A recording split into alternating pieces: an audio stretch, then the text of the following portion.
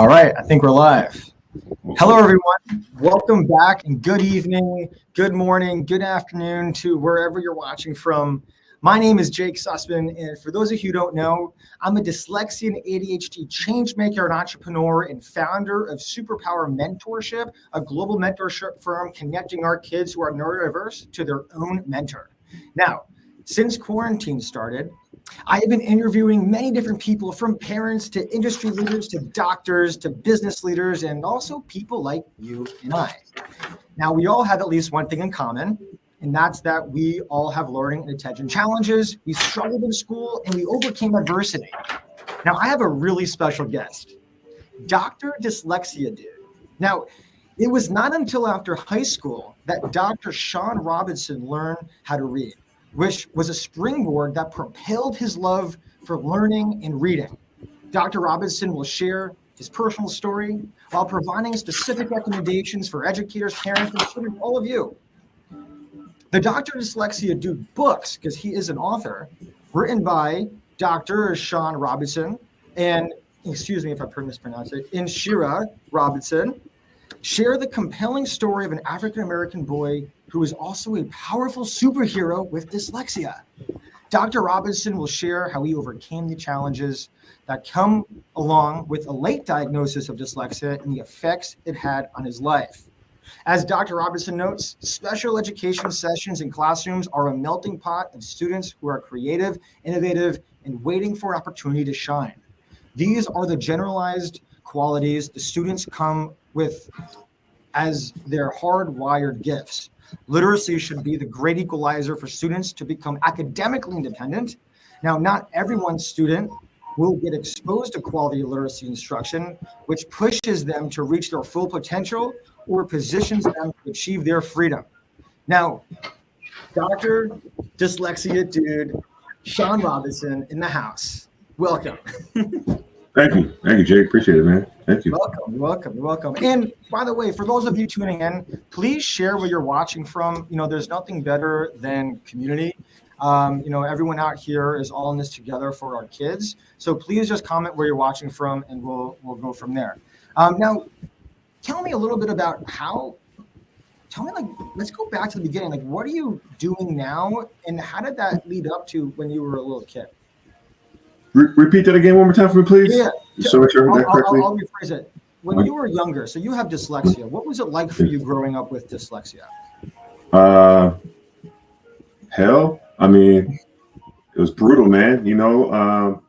I had no love for myself. Psychologically, I was out the game. I felt lost. I felt hopeless. I felt defeated. I felt like I was in a dark, depressing place. Just I felt like I had no future. I felt like I had no hope. I just felt like I was just walking around school, not really feeling like I was a part of anything. Really didn't feel like I was gonna be much in my life. I just was psychologically gone. I just didn't have any hope when it came to my confidence as a student who could do well academically. Now, you said though that you were a late diagnosis. Like, what does that mean? I didn't get diagnosed until my junior year, going into my senior year of high school. So I was 18 and pretty much all the way through the K-12 system when I first got diagnosed. And when I did get diagnosed, I was at an elementary level and below. Wow. And I was pretty much illiterate, man. The professor who diagnosed me at the time, Dr. Robert T. Nash, brought me to his office. My mom and I drove to the University of Wisconsin Oshkosh, where he had a program for adult learners with dyslexia. And we went up there, and I'm kicking, screaming, I'm stupid, I'm slow, turn around, I don't want to go to college, I'll never make it. A lot of self-defeating attitudes, that a lot of us, put in our minds because we've heard it so many times. When we experience these things, we can become accustomed to it, right? Like that's just, it's like when you speak things into existence, it's going to happen. So he tested me, and he gave me some sight words and some other words to read off the Woodcock Johnson, and he asked me to spell the word came. I was like, yeah, easy, just how it sounds, K-A-M, right? Like that's phonetically, that's how it sounds.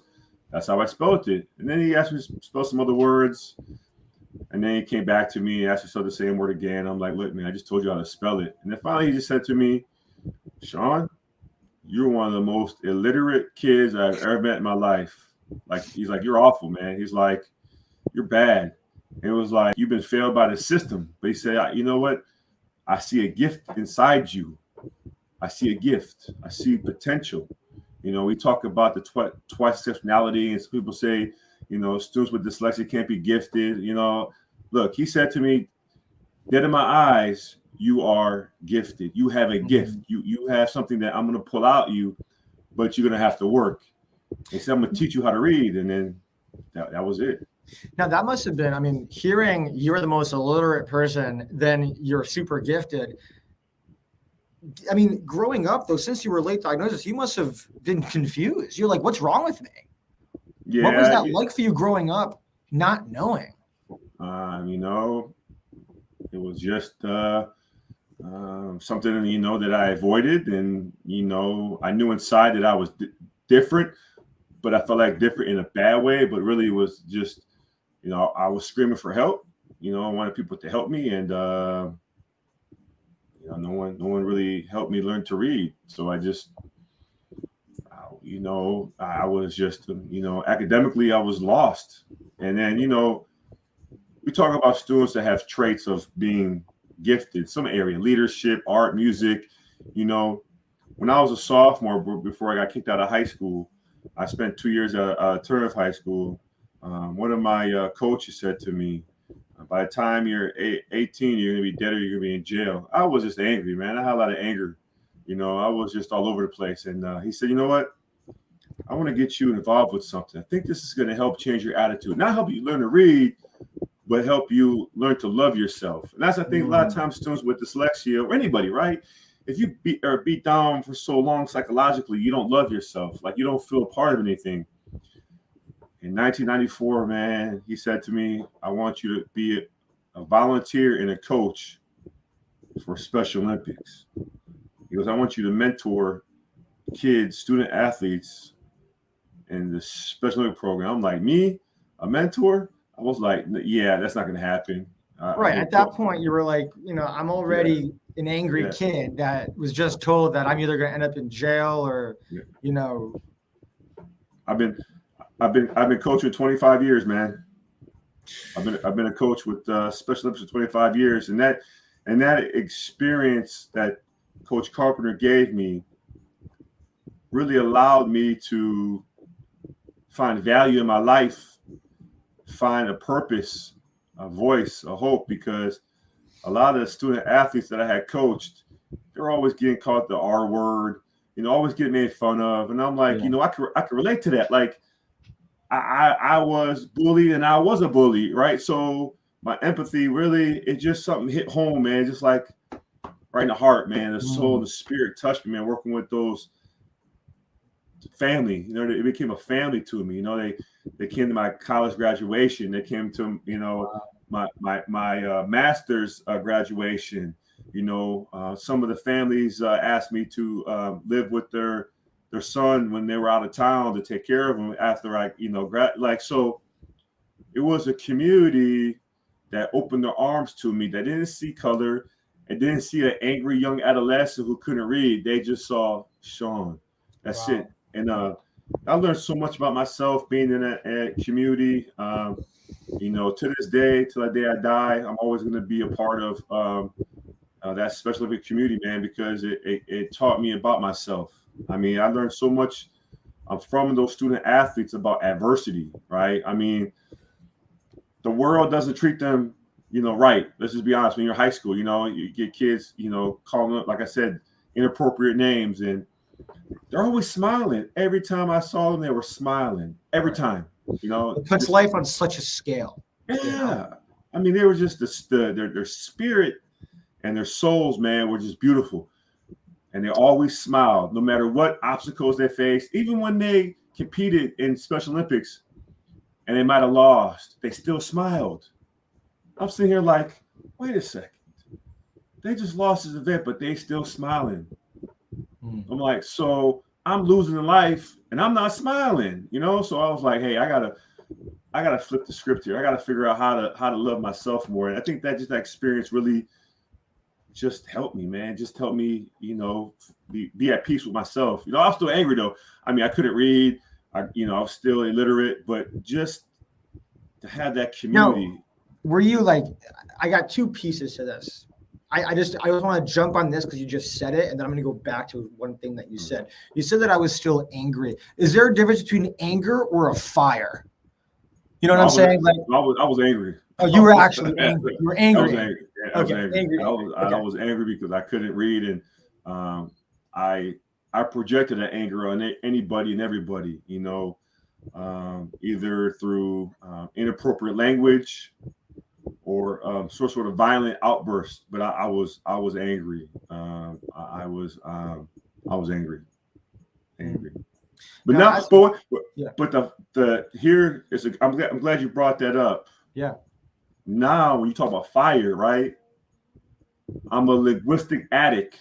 I'm an addict to linguistics. All I do is study language now. All I do is read. I have books on I just read. That's all I do. My wife's like, and one of my professors who also taught me how to read, he was like, dude, you need to go to like Linguistic Anonymous, man. Like all I do is read. I wake up, I read. My kids go to sleep, I read. My kids in school, I read. And only one major book that I read, that's it, is the dictionary. That's what I do, man. We talk about that fire. Dictionary, man. I love the dictionary. Man, dictionary is my favorite. Why? It teaches you everything you need to know about linguistics, man. Everything. Find a lot of phonemes, graphemes, morphology, semantics, syntax. Going to say everything. Okay, so, and I wanted, for our parents watching that are tuning in here, I just want you to understand that, when we're thinking about your kids, right, that are in it right now, they're angry, they're struggling to read, they're feeling the pain. All of you are in it right now. You're looking at someone who he's an actual superhero, you know what I'm saying? And we're sharing our stories so that you can understand that it's not all glory on the top. It's not all glory when you're making it through. And we're still going through some of our challenges right now. But like what would I want to call you? I'm going to call you Dr. Dyslexia Dude. I'm going to call you Dr. Sean. Like what? It doesn't matter, man. Okay, cool. So as a man, right? Because look, I work with a lot of boys, and when they don't understand something, they get really frustrated. Now, at what point did you realize that, I know that, was it all the way up until you found out you had dyslexia that everything changed? Or did you develop coping skills to help you with your anger, especially for our parents watching who have kids that are angry? It wasn't until my professor taught me how to use a dictionary that I became confident and really start to understand my true potential. Wow, the dictionary. Now, is there a word? Yeah, go ahead. Sorry, I'm sorry. It's just low cost, high impact. The dictionary is what? It's about what, $10, $15? Webster's dictionary, right? It doesn't cost that much money. But if you know how to use it correctly, you can encode and decode almost 98% of our words in our American English language. It's already broken down for you. They have it broken right. There you go. So our minds as outside thinkers, creativity, innovatives, all we have to do now is think about it's really chess, right? And a puzzle. We have to think strategically about our moves, and we also have to think about matching the sounds with letters. And once you get that, man, it's a wrap. Wow, I'm blown right. This is amazing. So, is there a word that has stood out to you recently? Yeah, I could share this word. Let me see if I can do this right this time, right? Yeah, right. This is so interesting. Parents watching while Sean pulls this up, have you considered a dictionary, start maybe reading a word a night or just learning about a word or flipping up to a random page and picking it? Because I actually am thinking about it now, Sean. You're right. It breaks it down for you all right there. Yeah. Can you see my screen? We'll bring this up. Yeah. Can you see my screen? Yep, we're in. All right. So I tell students every time I work with them, the left, right? We think about orthographic spelling, mapping. On the left, it teaches how to spell the word, right? That's how it's spelled on the left, right? On the right, this is phonemes, right? And if you don't know how to use a dictionary and don't know the symbols, right, you don't really know how to navigate through it. And that's what my professor did. He actually studied the Webster Collegiate Dictionary for 30 years of his life. He actually studied the dictionary. He went to 2 divorces, and he studied from the very front to the very back page. And I do the same thing now. I just study a dictionary. I love the dictionary. It's so cool. I'm not speaking into existence. I'm getting divorced. My wife's like, put the book down. But it's the fire in me to be able to expand my vocabulary and be able to feel more confident in my vocabulary development. So we go through this. So what's the first sound that we hear in the word burgeoning? What's the first sound we hear? B, right? The B, right? Because here, the sound B. Now, this schwa R says the So the third most common way to spell the sound are with letters U and R, right here. Burr, right? And then the second most common way to spell the sound J with the letter G, right? Again, we're matching phonemes, graphemes. We're connecting the two, right?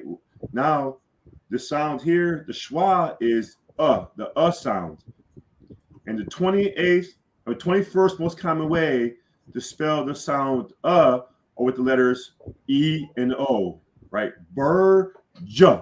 So you hear it when you pronounce it, right? And then you have, the N, then here. Anytime you see a vowel, A, E, I, O, right?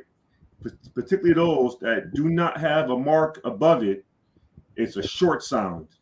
I, Bur, Ja, Ning, I, right? And then the NG is just burgeoning. So again, if students know how to crack the code, again, low cost, high impact. Doesn't cost you much to get a dictionary. You just have to know how to use it correctly. And then you could talk about the definition of it, right? Burgeoning, growing, expanding, or developing rapidly. Well, let's put that in the context of students with dyslexia, right? Or even yourself as a, MC, right? In podcasts, in the radio, you're expanding, you're growing, you're developing, right? Students with dyslexia, when they get the right interventions, they're growing, they're expanding, they're developing.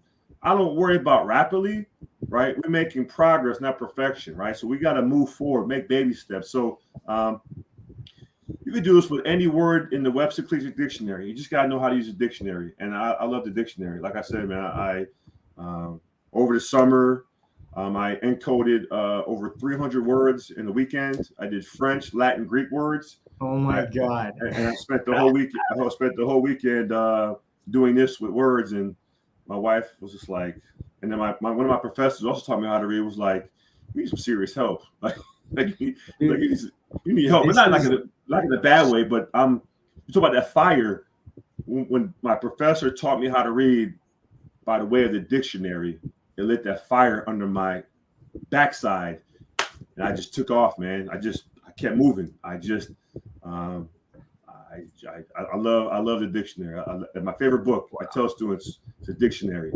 This is the most incredible thing. I mean, it's right in front of you. It's right in front of you. It's a thing. It's like a dictionary. Like, who would ever read the dictionary? But you see, it's funny because when I learned how to read by reading train books, because I'm going to read something that I'm interested in. I don't want to read a book that the teacher gives me. I want to read a book that gets me excited.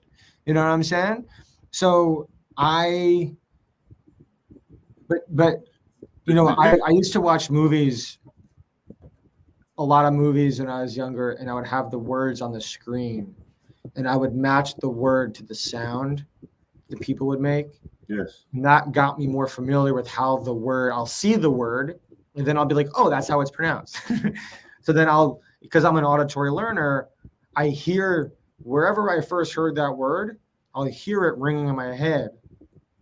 And that was how I would remember how that word was pronounced. You know what I'm saying? Yeah. So again, like everyone's got ways. I mean, this is so cool because also they probably speak to you. You know what I'm saying? Say it one more time again. What?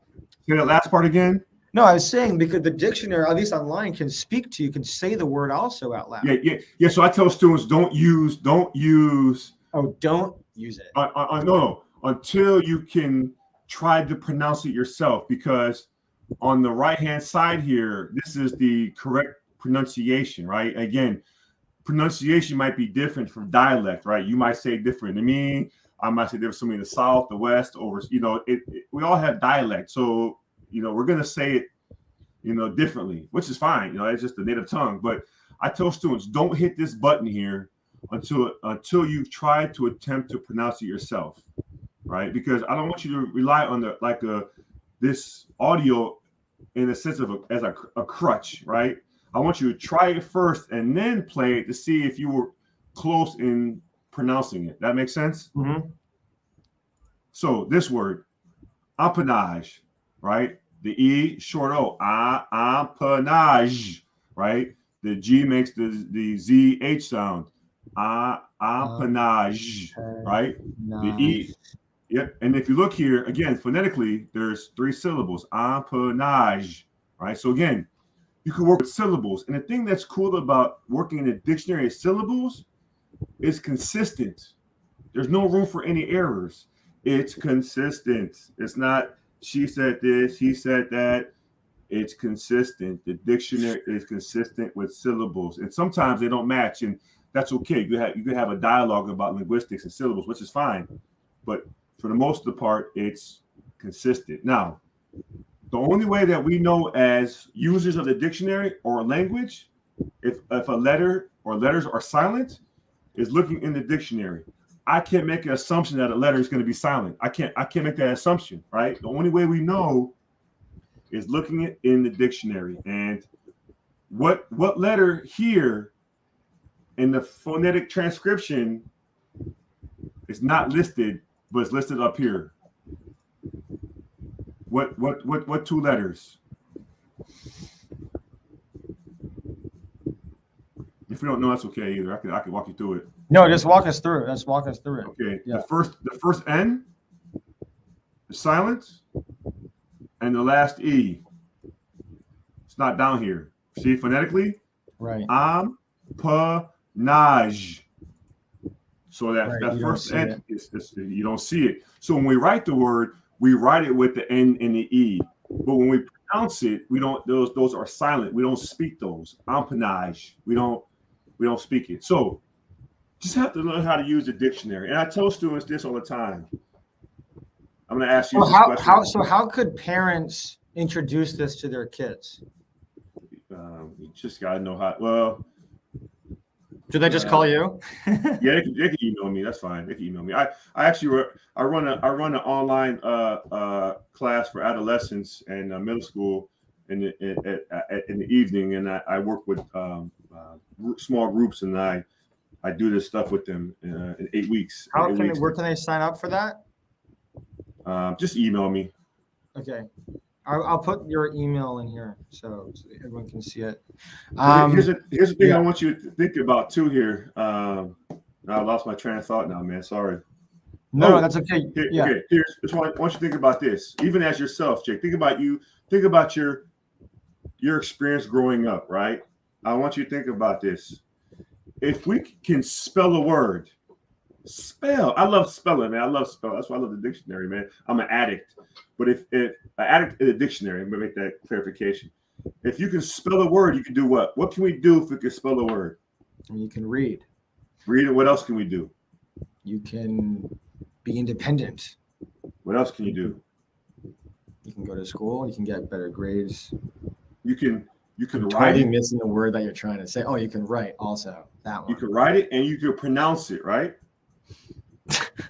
but here's the flip side of it. Reading does not guarantee that we can pronounce it or we can spell it. That's why I always focus on spelling. It's like the foundation to everything. Like it's the foundation to linguistics and vocabulary. If you as a user cannot spell the word, you're unable to write it effectively, nor are you able to pronounce it, right? Reading it doesn't guarantee that you're going to be able to spell it or write it. So I'm a firm believer in spelling, man. I love spelling, man. I love working with students with spelling, man. Because Wow.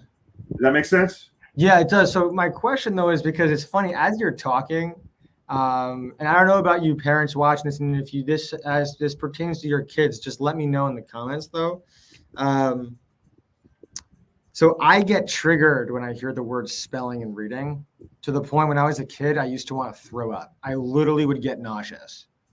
So I'm hearing you share this and saying the word spelling, and we're doing this, and I feel like, I mean, I'm good now, but like, I still feel that like knot in my stomach of like, right? So how do we work past that barrier to get our kids to want to do this? Oh, I don't have any problem with that when I work with students, man. I don't have a problem with that. I think because of my own lived experience, being able to articulate my past fear, of the inability at the time to open up a dictionary because I was fearful of not knowing how to spell the word. Because think about this. Let's go back to spelling. You have a hard copy of a dictionary in your hand. It has all the alphabet, letters inside. In your head, you're thinking about the order, right? The alphabetical order, of spelling. And so you're fearful. But once you can master the sound structure of the American English and vocabulary, and you know how to use it, you become empowered. And I think sometimes, and I don't want to speak to you or anybody else, for myself, is I was fearful until somebody gave me the tool to open up the door to allow me to get in. They gave me the key to get in. And the key was spelling and how to use a dictionary correctly. And once I learned it, it allowed me to open my mind and not be fearful, had a knot inside of me when it came to spelling. That makes sense? 100%. Do you think that helped alleviate your anger? Oh, man, 100%. 100%. Because I just became a sponge. And that's why then after I finished my, once I graduated high school, reading at an elementary level, I spent the next 18 years getting my education. So I went 6 years of undergrad, 5 years of my master's, and 7 years of my PhD. So I was in school literally 18 years with that fire lit, man. You talk about that fire. I was hungry, man. I was, and I had professors that failed me in my undergrad, and I had 2 professors that failed me in my PhD. I won't say their names, Dr. Strop and Dr. Terry. Hey, it is what it is. They failed me. Again, they had low expectations of me, but Dr. Nash lit that fire when he taught me how to read and spell. Man, I spent the next 18 years, man, in school. So that's a long time, 18 years straight. That is a long time. I'm tired. It's a long time, man. But we can never stop learning. The day we stop learning, the day we die, Yeah. That's. But one thing, too, I want to also, before I stop sharing my screen, the word entourage, right? So we know that, there's 1, 2, 3, 4, 5, 6, 7 sounds. So students know 7 sounds, right? But then there's 1, 2, 3, 4, 5, 6, 7, 8, 9 letters. So again, we're talking about language. We're talking about linguistics. We're talking about phonemes, sounds. We're talking about graphemes, letters. We're talking about, syllables, right? We're talking about morphemes too. And then talk about the definition, the tail assembly of an aircraft, right?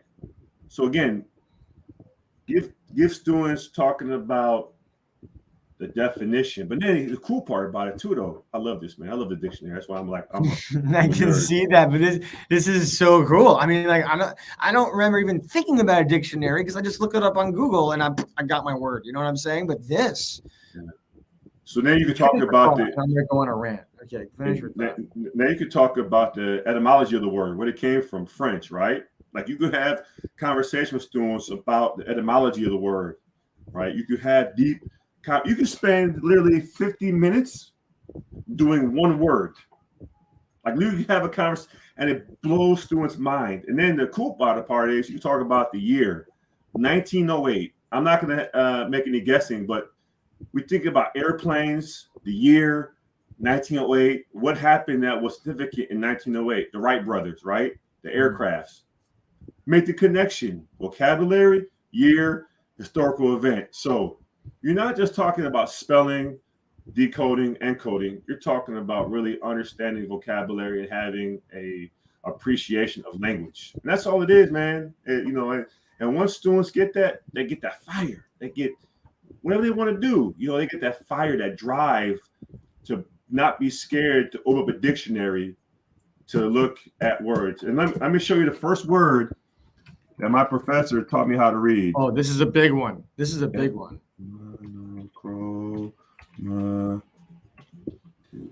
Yes, but they're wrong. Now, remember, when you were a kid, you couldn't spell. Yeah, no. Do you all see this? I mean, this. Just think about this. There you go. Sean couldn't spell when he was your kid's age, and So now he's spelling words left and right. It's possible, guys. I'm telling you, this is amazing. This is the very first word that my professor at 18, when I started 2 weeks after I graduated high school in the summer program, the very first word he taught me how to spell by sounds. I can't even pronounce that word. Monochromatism. Right? And so we talk about phonemes, we talk about graphemes, talking about morphology, right? And roots and things like that, right? Mono means what? One. Right? And you can think about chrome, right? No, the word nervous. Chrome. Yeah. Chrome's in here. See, Chrome, right? Chrome, right? Yeah.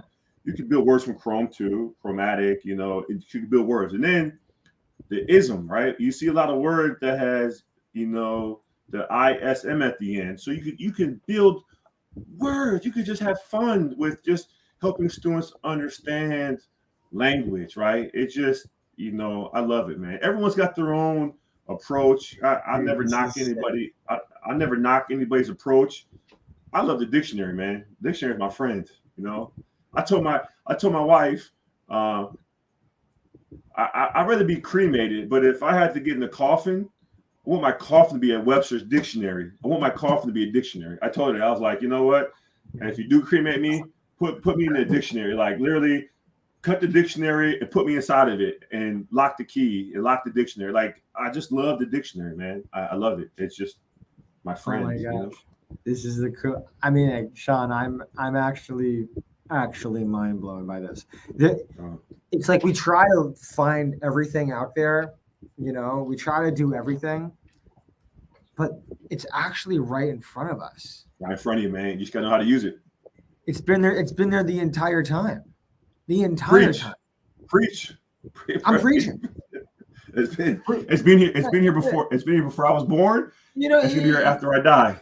You don't need thousands and thousands and thousands of dollars. You need $10. Go buy a dictionary and spend time looking at it. Because that's your key. That's the key. That's it. Oh, for me at least. Again, I don't wanna, say one thing or the other. Hey, there's different roads to get to where you gotta go, right? At the end of the day, we gotta find a way to get to the end of that road, that journey. For a student, right? It might be this, it might be that one. For me and the students I work with, it's the dictionary. Low cost, high impact. Low cost, high impact. Low cost, high impact. And the parents I work with and the kids I work with, again, low cost, high impact. Low cost, high impact. I mean, literally, right.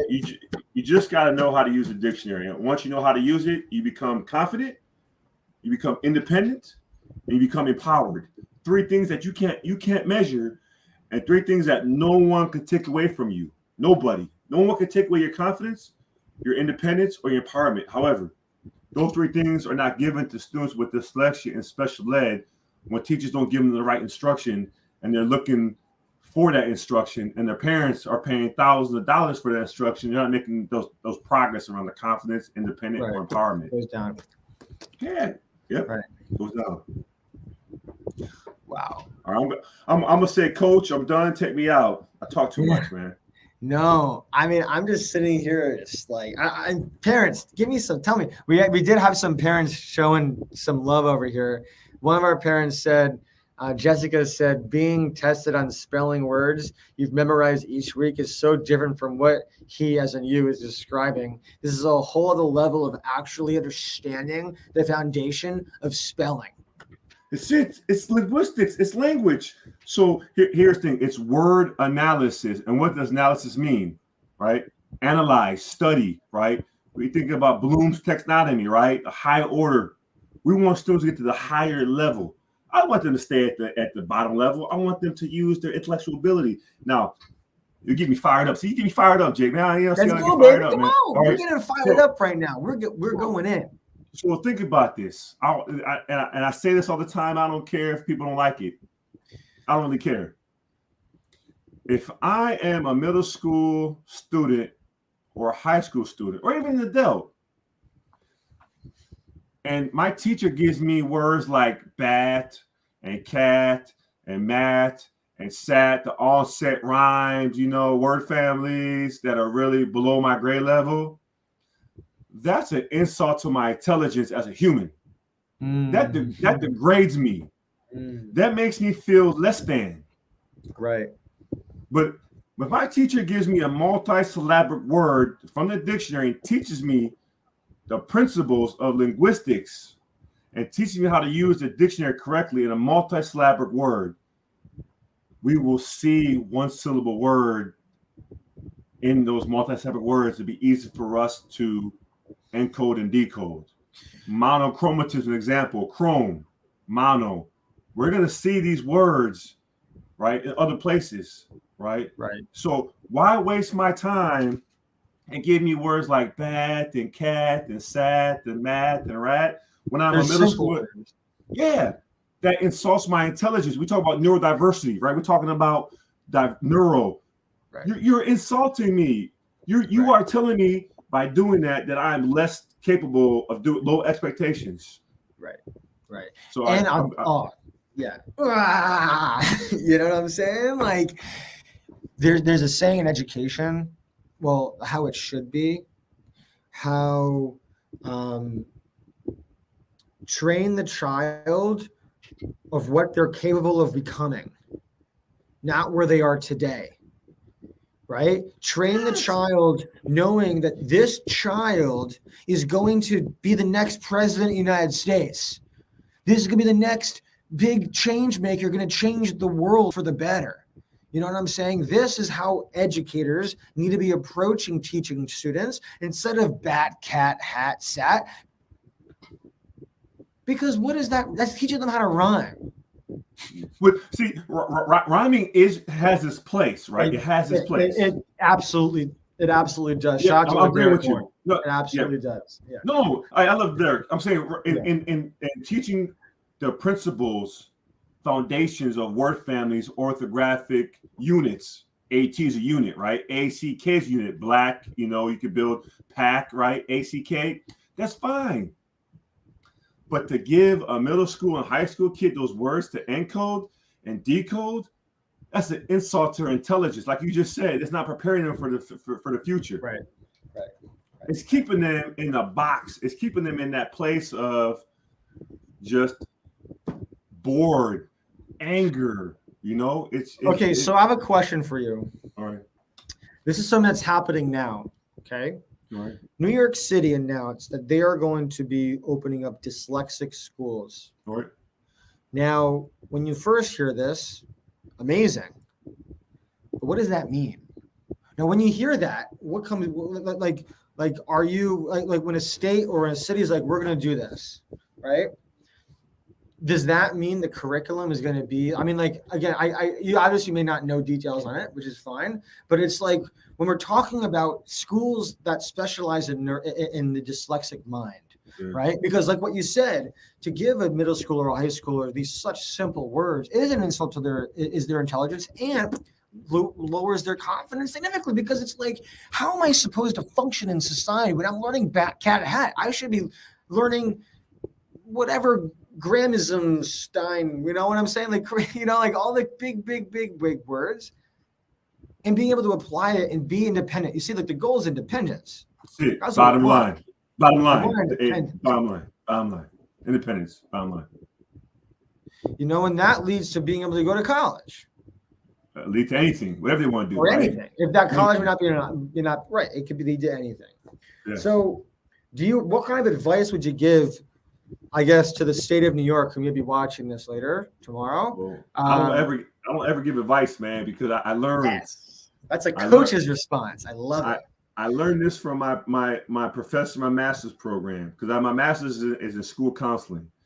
And he said to me, don't you ever give advice to somebody else, because two things. One, by me giving somebody advice means I'm not really listening to that person. I'm already in my mind formulating my thought and my opinion about what's best for Jake, right? Based on me, right? That's why I never give advice, right? Because if I said, Jake, I think it's best for you to do this, and you did it, it doesn't work, you'd be like, man, that joker, Sean, man, I went to him, and I mean, right? So I don't give advice to people. I love it. Because what works for you won't work for me. What works for me might not work for you. So that's why I just, you know. So what do we call it? They gotta just try innovative things, man. They gotta do things that are gonna get students' attention, right? That we know works. Explicit, direct, systematic, sequential, right? They gotta do things that are probably hands-on, things that are kinesthetic, right? Get students engaged, active. You know, for me personally, I'm biased. Something like a word analysis course for high schools or middle school kids, right? Get them thinking about linguistics, right? Think, if we're training teachers how to teach science of reading, right? Why don't we call that remedial for teachers? Because they don't know the material. So instead of calling it remedial, call it something that's going to get students engaged, their attention, right? Like, we know what works, so let's do it, right? Let's make moves. Let's be innovative, right? Let's get podcast in the school, right? Let's tap into their true gifts too, right?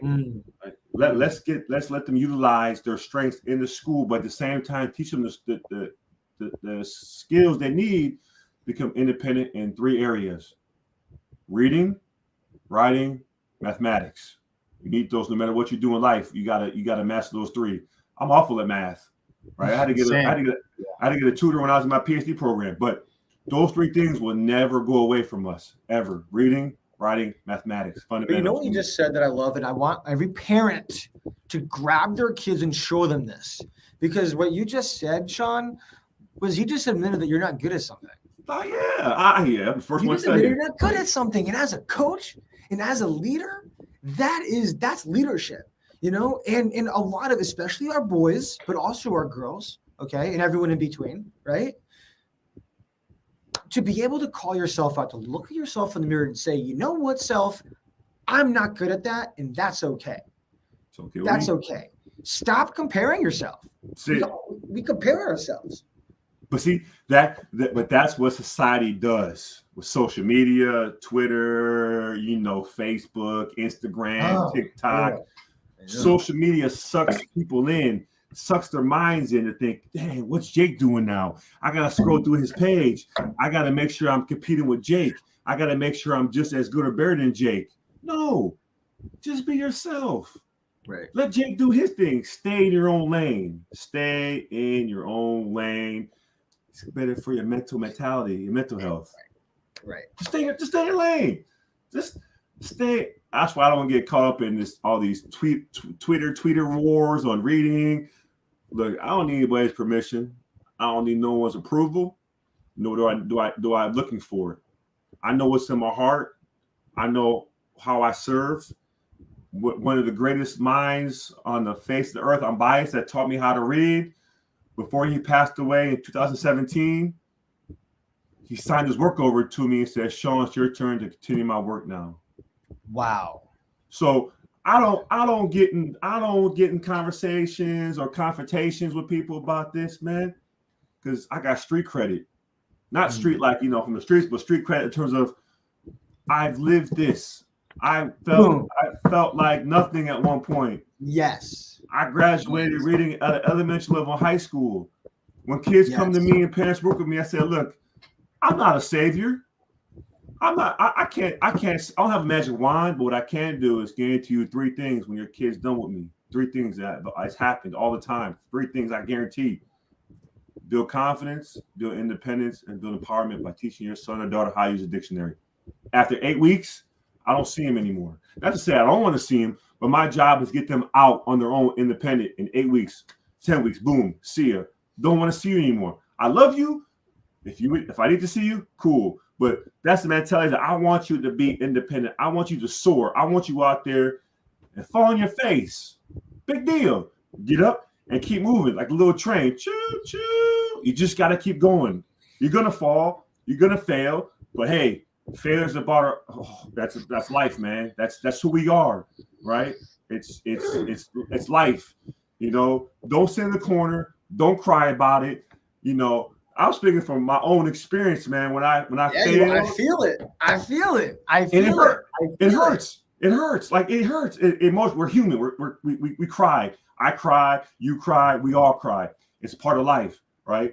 But at the end of the day, we got to give students that hope. We got to give students the tool to unlock that door to get in. Right now, they're not getting in, right? To me, it's a dictionary, right? It's teaching them what I just showed you, but at more depth level. And once you unlock that gift, that mind, that neurodiversity and creativity, it's a wrap. It's a wrap. You talk about that fire, right? See, I'm lit up right now. This is how I teach to my students, man. I get fired up. Like, look, this ain't babysitting service. This is a high-level word analysis course. I'm going to push you. But I push them in a way where they feel like they can do it. It's okay to be vulnerable. It's okay to say, Dr. Robinson, I'm struggling, man. I don't know what I'm doing. That's okay. Cool. Let's stop, pause. Let's talk about it before we move on. Make sure you get it. And once you get it, I'm done now, man. See, you get me fired up, man. I'm done. Drop it. No, I'm Drop just. it. I love I love the dictionary, man. The dictionary is my friend. The dictionary is my friend. I got tab. The dictionary is my friend. I think everyone needs to buy a dictionary right now because I don't even know where the dictionary is in my house. Honestly, I have 7 of them in my office here at my home. 7 of them. Wow, I'm so inspired to buy a dictionary right now. Wow, this is all. I don't know. Are you all inspired to buy a dictionary? Let me know because Sean just blew my mind over and over again. But But see, here's the thing, man. You just got to give students hope. You got to give them access to knowledge. And knowledge is in the dictionary. Low cost, high impact. Low cost, high impact. It don't cost nothing, man, to open up a dictionary and teach yourself how to learn to use it. Right. That's it. Once you know how to use it, man, right. It's right there. It's right there. It's the simplest tool to teach a kid how to read, to spell. It's the easiest tool. It was here before you were here. It was here before I was here. And it's going to be here before I leave this earth. It's going to be here long after I leave. So why not use it? Why not give kids the access to that knowledge? It's linguistics. It's linguistics. It's semantics, syntax, pragmatic. It's everything. Phonological awareness. It's everything's there. Everything you need to know about language is in the dictionary. You just gotta know how to use it, man. You just gotta embrace it, hug it. Get some pillows, dictionary pillows. You gotta not be fearful of the dictionary. I tell students, but it's so scary. It's so intimidating. It is. Oh, trust me, it is, man. Yes, it's intimidating because I look at it and it's like, who are you looking at? Who are you looking at? Go turn around. But see that's the thing, man. Right? We have been conditioned as students with dyslexia to not try new things. And the dictionary is scary because one, it's got a lot of vocabulary words that we may not know how to pronounce. we might be fearful because we have to look alphabetically, look words up, physically look words up. But again, it slows you down too, You got to work towards and then the reward is you learn it. But it doesn't take long to do though. Right. It doesn't take long, man. Again, low cost, high impact. Low cost, high. Again, it doesn't cost much to pick up a Webster's Collegiate Dictionary 11th edition. This is my favorite right here, man. It's like my baby, man. It's like the bond is there. I feel the love, baby. I feel it. It's my third child right here, man. Wow. Low cost too. No diapers. It kind of looks like you too. I can see the resemblance. Thank you, man. Okay, 2 questions we got in the house. One question is, are you okay with dictionary.com or book form? I like Webster Collegiate Dictionary online. For me, it's a lot easier. There's other resources. I guess you have to really be comfortable with which one you want to use, right? The one I teach and the workbook that I have for it that my professor created and gave to me is based on the Merriam-Webster's Collegiate Dictionary 11th edition. Now, there's other resources out there, so I'm not going to discourage anybody which one to use. But if you pick one, you just got to really know how to use it. That's all it is, man. Does that make sense? And to learn how to use it, email Sean. Well, for this one, the 11th edition one, I know like the back of my hand, man. I've been doing this since I've been 18. I'm 44 years old, man. Do the math. I can't. I will. I will after this. I can, but I will after this call. Well, that's something I tell my students in my class I work with, not just at the college level, but also, I do things. When you come to my class, we don't speak into existence. I can't. We don't. That's not in our vocabulary. And if you do it, you owe me a nickel every time you say it. Like, no. Can I? Again, we speak those things into existence. It's gonna happen. It's gonna manifest it. It will manifest. Yes, it happened to me. It happened to me with math. All my life, I was always like, "Oh, math! I care about math. Math is not my thing. Math is about that, not that." All of a sudden, it manifests. I can't tell the amount of kids that I've spoken to in our program, in our mentoring program, that say I can't read because of my dyslexia. And I asked them, I'm like, okay, because we do a really cool activity where we call it the vision board. So we, for our parents that may not know, I run a mentoring program for focus on the social and emotional side to learning, to get our kids to want to be open to learning, for example, how to read or do math and all that stuff, then learn how to communicate it. So we do this activity called, we create a vision board, your strengths, challenges, what are your outlets, the activities you need to feel in control, and then what do you want to do with your life, right? But when it comes to anything at this point, Sean, okay, is gold. Any reaction, anything they do, I'm taking notes on. Okay. Do they write more strengths than challenges? More challenges than strengths? What word did they use to describe their challenges? Right? Oh, tell me some of your challenges. Oh, reading. What does that even mean? Reading. What about reading? Right? Tell me what about reading. Because you may not be reading, it may be the very specific thing to decode the word or translate it in your head if it matches the picture in your head, or you know what I'm saying? So we get more specific, but we're so stuck on the surface that we'll group math. When in reality, it's not that I'm good at math, but it's translating it in my head at a fast time. That is challenging for me. And it's not that I'm not good at math. It's just that it's going to take me longer. I got to use a calculator or write it down. Now everything changes because now all of a sudden I am good at math. It's just a little bit harder for me to do on the spot. Okay.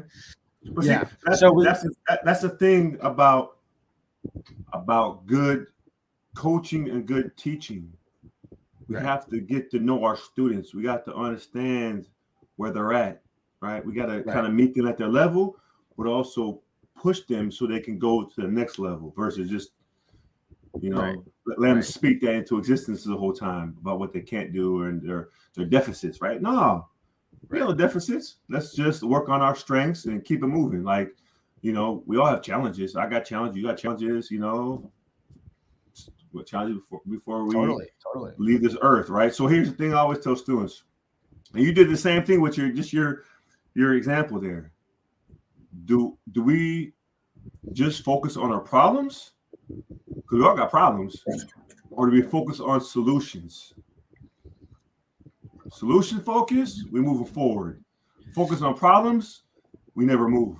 We just keep spinning our wheels. So versus spinning our wheels, let's move forward. Like right. Now, right. I agree. You know, I think that it's when we become being in the world of neurodiversity, I talk to so many parents. We become obsessed with our problems. And as a society, forget neurodiversity, as a society, we're obsessed with fixing our problems. Mental health industry is a $300 billion industry, but depression's on the rise. So clearly something's not working, right? So let's dump it on its head and do something different. Let's create momentum on our strengths and then tackle our challenges using the things that we're good at. You know what I'm saying? Yes. Anyway, that's my rant. But my mom had a question, actually. She's watching, and she did say the dictionary is on the shelf. So I appreciate that, Mom. Anyway, she said, Doc, can you give an example of how you introduce the dictionary to your students? I just really just open up a word and let me see here. Let me see if this works. Can you see my screen? Pulling it up. Is it coming up now? Yep, we're on. All right, so this is the word we'll see in a dictionary, and this is the phonetic transcription. All right, so there's a workbook and worksheets that students have too that they get, but really it's just having conversation about the word in the dictionary so they feel comfortable, right? So I might say to them, hey, I want you to look up the word vamoose. Vamoose. I might spell it to them and just say it without showing it to them, see if they can start thinking about it. Or I might just put up and say, hey, here's the word. I want you to find the page number. And once you find it, let me know and tell me what side of the page it's on. Is it on the left-hand side or right-hand side? So again, they can start really knowing the lefts and rights. So students struggle with that. All right. So then we start just getting a conversation. Okay. You can say left side, again, spelling. All right. Right side, pronunciation, how we match phonemes with graphemes, right? We matching, right? So then I might say to them, okay, what's the first sound that we hear in the word vamoose? So what's the first sound we hear in the word vamoose? Jake, what's the first sound you hear? Va. Good. So that's the first sound. Now, what's the second sound that we hear in the word vamoose?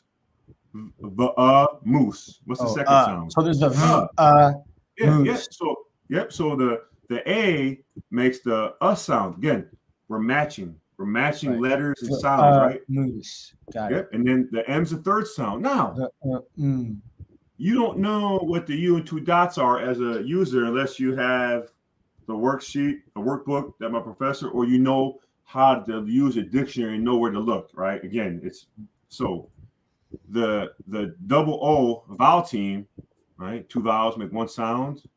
The vamoose, right? And so the last sound is what? Vamoose, right? And then the E is what? Silent.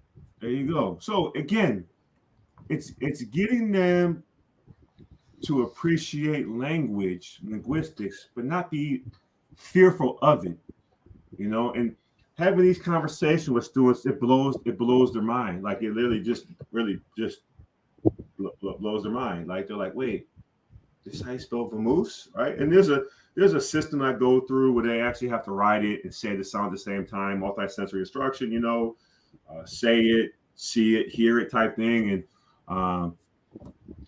And we just work on spelling, again, just getting them that access to that knowledge so they become comfortable with using the dictionary. And once they become comfortable, we talk about, again, syllable types. Well, we know that this is an open syllable because it does not have a consonant to the right of an isolated vowel within the syllable, right? And then we see here, students might say, well, Doc, this is a closed syllable. Well, somebody could say it's a closed syllable, but if we follow the actual syllable types, It's a vowel team syllable because the two vowels make one sound within the syllable. So again, it's just having conversations and teaching students how to use the word, and their minds are blown away when they see the phonetic transcriptions here and how they match with the letter or letters in the pronunciation. Does that help? Yeah. Does that help your mom? I don't want mom mad at me, man. I want your mom mad at me, man. So yeah, no, she said thank you. She's in. All right. She's in. She's in. Hey, listen. So, my friends, we are closing in on the hour. So, if you do have any questions, this is your chance to ask it live. But if you do think of questions while we're off, please feel free to reach out. May I post your email on here? Is that okay? Yeah, it's fine. It's fine. Okay, cool. I got you. I'm actually doing a Friday morning. I'm doing a Q&A, word analysis Q&A for parents who might be interested in learning about what I do. So I'm doing one on it's kind of a private. I don't put myself out there, Jake, man, because as you know, you get too many goofies out here, man. You know. And I'm not trying to have the energy in my space, man. Like, so that's why I'm kind of a very private person about what I do, you know. But if there's some people interested in coming to my Q&A on Friday morning, you know, Central Time, just send me an email. But, you know, again, Jake, I don't put that stuff out there on social media, man, because too many goofies out there, man. I know. Believe me, I know. Yeah. Oh, yeah. Oh, yeah. But you know what? Look, we got to do what we got to do. You know, we're both on missions. Now, I do have a question for you because this is a controversial topic. All right. What is he going to say? Oh, no. What is he going to talk about? Okay. And I agree with you on this one. But I know in the world of learning differences, neurodiversity, a lot of parents may think otherwise. Some do, some not. Okay. I'm going to ask it now. Okay. Why do you think the way we being neurodiverse is a superpower, or having dyslexia is a superpower? What is your reason for that, or do you think it's a superpower? Do I think my do you think dyslexia? People say, "Oh, dyslexia is a superpower." Oh, having a learning difference is a superpower. Do you agree or disagree, and why? I think it's a superpower, man. I think my own lived experience, you know, it was always inside of me. You know, it was always hidden inside of me. But the fact that I could not read limited my ability. But here's where superpower comes into me was leadership. I got involved with coaching Special Olympics. We look at the traits of giftedness, right? Leadership is one of them, right? So regardless of me being able to learn to read, I have possessed that leadership, that gift, right? And another one is specific academic ability. It's another trait of giftedness and vocabulary. When I learned to read, I became a sponge of vocabulary. So I tapped into my full potential and gift. So yes, I do believe that students possess gifts, twice exceptionalities. You know, I do believe students are born with this. It's just sometimes they need the right environment to bring it out, man. And sometimes students not always exposed or have access to those environments to pull it out. Does that make sense? Totally does. I mean, I think everyone's gifted, man. Everyone has potential, but unfortunately, not everyone is provided the access to opportunities or learning environment or home environment that's going to allow them to blossom and grow, burgeoning, right? Develop. I like that. Use the word burgeoning. Yeah, I like how you tied it back. Right? You totally tied it back. We need opportunities to grow, expand, right? And so that's why another reason I don't get on social media, because I see too many people arguing and saying, you know, dyslexia, people are not gifted. Like, I don't have time for all that, man. Like, we have strengths. We also have weaknesses too. I have weaknesses. It is. But everyone learns differently, and that's kind of where I kind of was talking about this idea of superpowers, because a superhero, and we're going to hop off in a second. Samantha had a question here I'm going to pop up, but I just want to close out on the superhero concept, where the superhero movie is the number one genre that an adult and a child can watch the same Superman and both take something out of it, right? Yeah. And the question is, how is that possible? And my perspective on it is that you look at these superheroes, you look at Superman, right? Superman's Clark Kent. That's what he is. He's Clark Kent, right? That was misunderstood like us. That was bullied like us. That was totally just not. He was just misunderstood by his parents, by the society. He had to go down this path. He was self-isolated. He was totally alone. But once he embraced who he was and put on that cape, that is when Clark Kent became Superman. And that's what our kids are doing now. You know what I'm saying? Like, look, we're the Clark Kents of the world. We're the ones with all the potential, but society doesn't understand us. And sometimes this journey is a lonely journey, and thank God for us. Like we are making that a little bit more accessible of not being so lonely. But I'm sorry. No, go. Yeah. And that's why my wife and I, with our illustrator Brandon Hadnot, wrote Dr. Dyslexia Dude. Right? We wrote a graphic novel of a young African-American boy that had dyslexia that had superpowers. Right? We've written 3 books. Our 3rd book has 3 new characters. We've got a lot of again, students can relate to it, right? It allows them to think like, hey, I am a superhero. I am capable of being successful.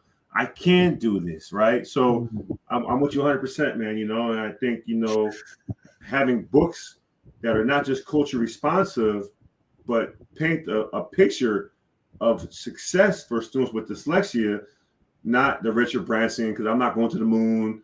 I'm not going to make $1 billion, but there's other people out here in the world that students can relate to. You and others. We're just normal people, man. We're average. We're just regular people, man. We're just, I love it. I'm not going to the moon. Are you going to the moon anytime soon?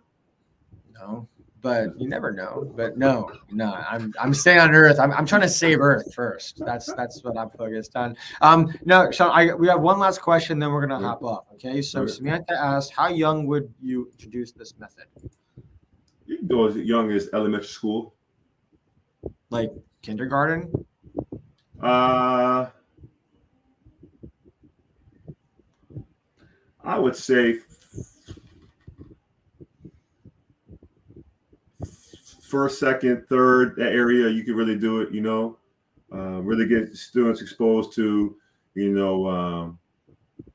linguistic language, but in a fun way though, right? In a way that really at their level, right? But challenges them too with rhyming and things like that on set, and teach them those fundamental skills, but then at the same time start really putting things a little bit more challenging level for them. But I think you can start young. You just got to find ways to be innovative and creative, right? Sure. That's it. Anything we do, right? We have to find a way to grab their attention and their mind, whether they are a sponge and they lit that fire underneath them and they're engaged and motivated. I think definitely elementary. Wow. Okay. Great. Thank you for that. Okay. So we're going to wrap up. For those of you, Dr. Dyslexia Dude, get his books, email him with any questions you have. On Friday morning, he is having a what? What are you doing on Friday? You're leading a Q&A. A Q&A? Yeah. Question and answer on my word analysis stuff I do with adolescents.